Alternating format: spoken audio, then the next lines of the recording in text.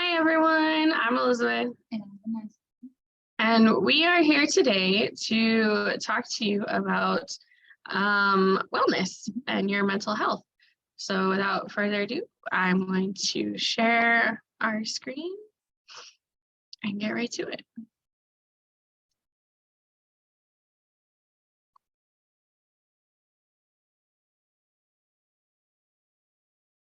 So this is our presentation. As you can tell, it's for wellness.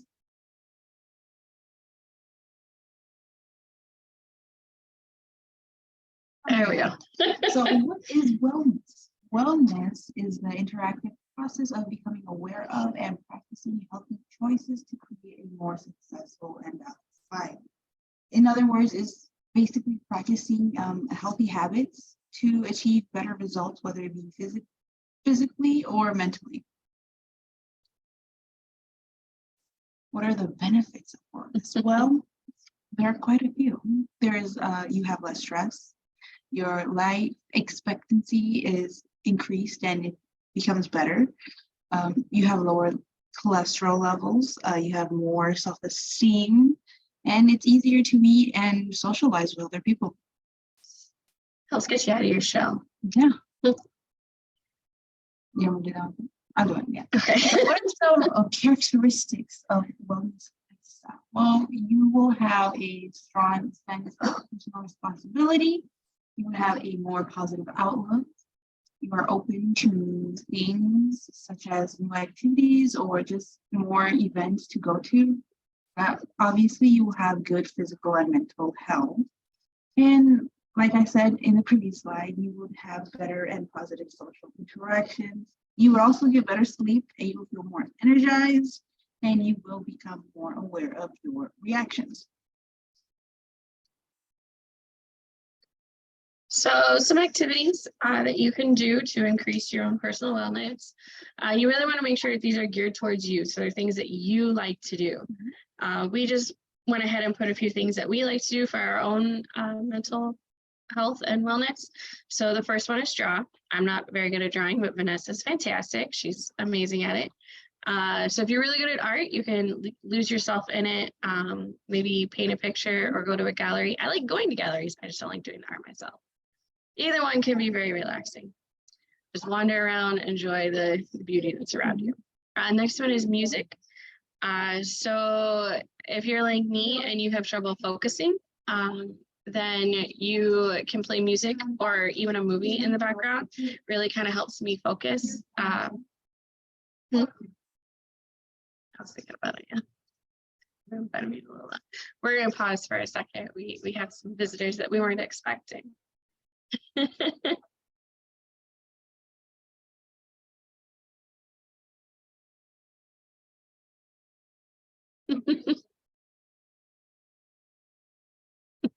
All good. Okay. So you can also just listen to your favorite song or your favorite album. Really, whatever kind of helps you realign yourself mentally. Reading is another really good one. A lot of people like to read their favorite book. For me, it's fantasy because I can imagine a whole different world and really just create a movie essentially in my head. You can hang out with friends. Friends can be very helpful for your mental health because oftentimes, especially with students, we're all going through the same stuff. So sometimes it's good just to get together with your friends and vent to them a little bit. And who knows, maybe they could come up with something that you hadn't thought of for your problem. And then lastly, we have go for a walk. Michigan is beautiful right now. I'm from the South where we don't have seasons like this. So being able to go outside and watch the leaves change and watch my dogs play in the leaves is very relaxing. There's a bunch of cider mills in the area. Michigan is huge for cider mills. A lot of them have walking trails. I know Yates has a bunch of walking trails and they're all really nice and they let you take your animals. Yeah, I've taken my dogs a few times to go walk. So yeah, get outside, enjoy the beauty that is Michigan before it turns into a frozen tundra. And nobody wants to go outside. Next is know yourself and your limits. Essentially, you want to build a better you. Learn to respect yourself, know your own limits. If you're starting to panic on an exam, right now I have a huge exam that no one in my class is ready for, no matter how much we've all studied. At the end of the day, I know I just need to do the best of my ability, and respect myself in whatever my grade ends up being. Also have confidence in yourself. Right now, I am confident that I'm going to do very bad on this exam, but on the flip side, once I actually get to the exam, I'm going to try to convince myself that I actually know this material really well, and I have confidence in myself that I'm not going to fail it. Be open. So what that means is open yourself up to others, maybe your surroundings. Like we said earlier, other friends could be going through the same stuff that you are, and you just don't realize it. Sometimes meeting new people can be very overwhelming.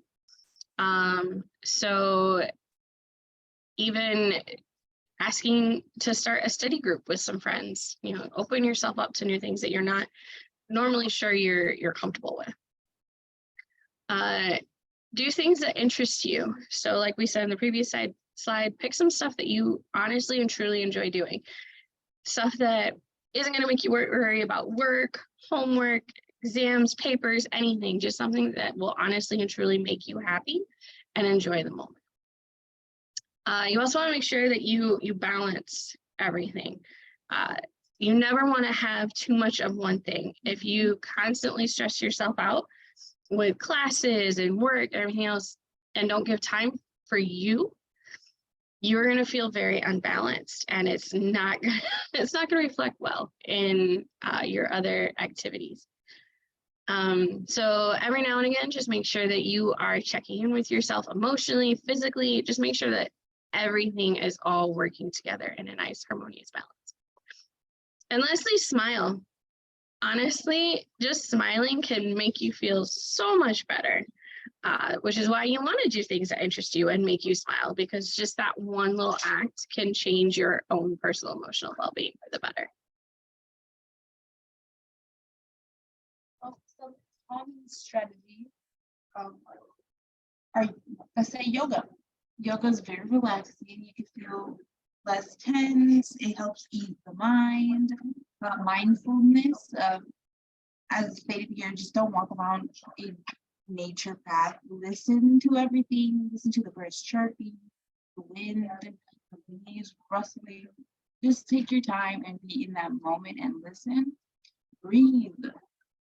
Take a deep breath. You might just need that to calm yourself and to just take a moment and be like, it's okay. I am here. Concentration. Focus. Like I said, focus on the moment. That is the most important thing. You want to be in the present. You want to be in that mindset like, hey, I just need to be here right now in this moment. Let's take a breather. Or just listen to music sometimes. AKA, don't focus on whatever is bothering you. Yeah, pretty much. Disregard those thoughts. This is just a little bit more like what we were already talking about with breathing techniques, yoga. I love yoga. I know it's not for everyone, but as a very stressful person, for me, going to a yoga class and doing some of those exercises, and then the last 5 minutes of the class where you're literally just laying on the floor in darkness and beautiful music playing. Yes, it is literally like the best 5 minutes of my week. I love it. I'm not very good with meditation. I have to just you can even play background music just like yoga. Even when I did martial arts, I was not good at meditation. My mind just kept wandering. It didn't work. But with yoga, like you're focused in on the music and how your body feels and everything. So that I can do. And all this, as you can see, ties in together. When you are meditating or breathing, having your own personal mantra, you're really focusing in on yourself and your self-acceptance and mindful of who you are in that present moment. And it creates a nice little circle of balance for you.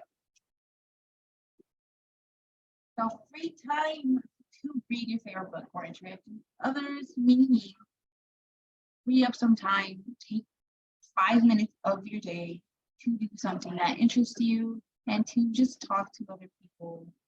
just so you just have that sense of relief, you could say, but also just to help you calm down and enjoy whatever you want to do in those 5 minutes.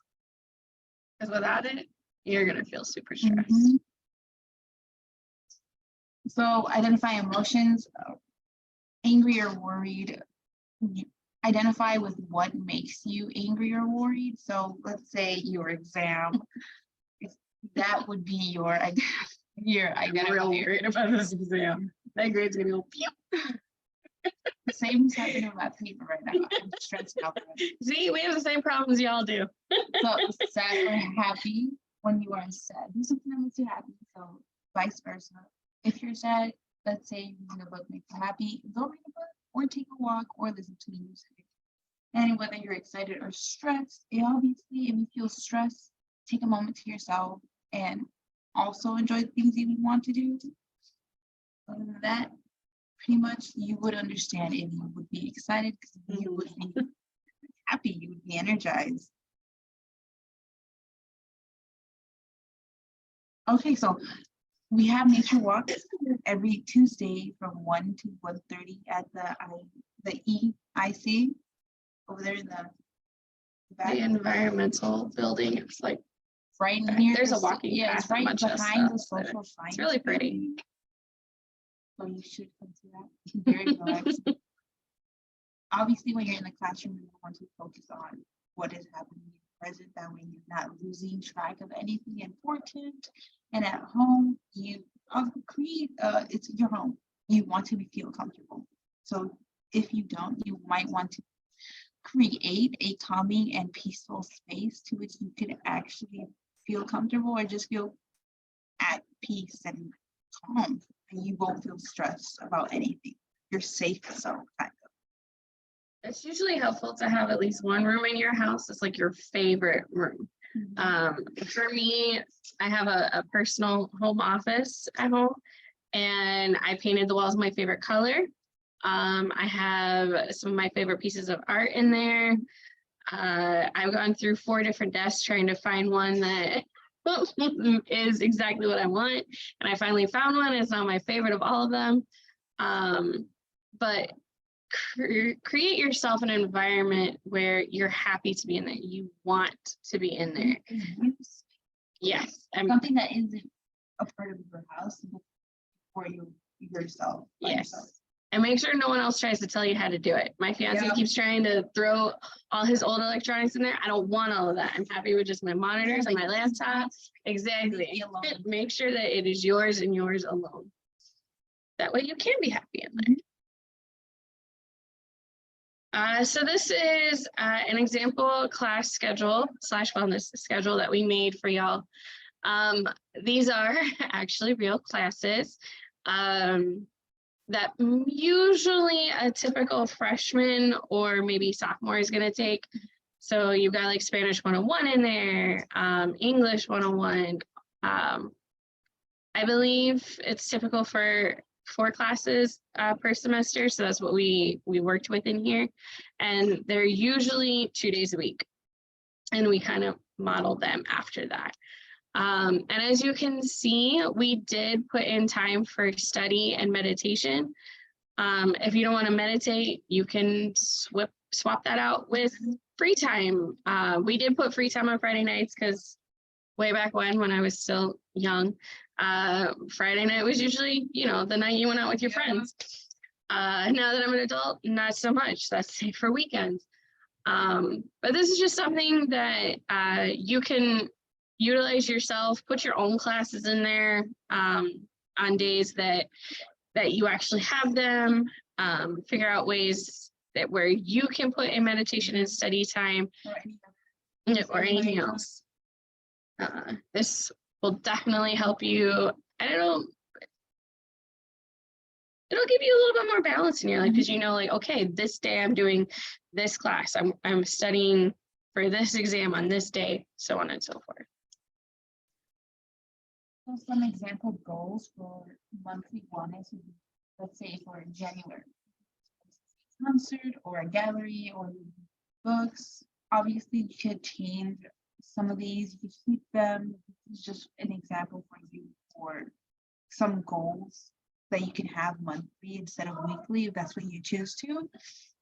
You could give yourself a present. You could prioritize sleep if you know that you're sleeping less. You could go hiking, listen to a podcast, biking, go to the zoo, and etc. And you could just have 2 months where you could just be at home and not do anything if you wish to. Unless you're like us and take summer class. Yeah. In which case, then you're still going to need to prioritize some you time during those months. These are just some things that we like to do. For me, I love the zoo. I'm a huge animal nerd. So when the weather is gorgeous, I'm usually at the zoo at least 3 times a month, just because I like it. Yeah, I don't even go with anybody. I just go by myself. Great wellness. I just go and I sit in the little otter pen for like 2 hours and just watch the otters. Yeah. See, we have our own things. I mostly listen to podcasts. I love to watch the rain. And the storm. Oh yeah, storms are the best. So yeah, just you can take some of our ideas. If there's stuff on here that you've never tried before and never thought, oh, that could actually be like a good couple hours out of my day that I can spend by myself or with friends. But definitely try to give yourself some personal wellness goals every single month. Like, okay, this month I'm gonna treat myself. I'm gonna go spend an entire day.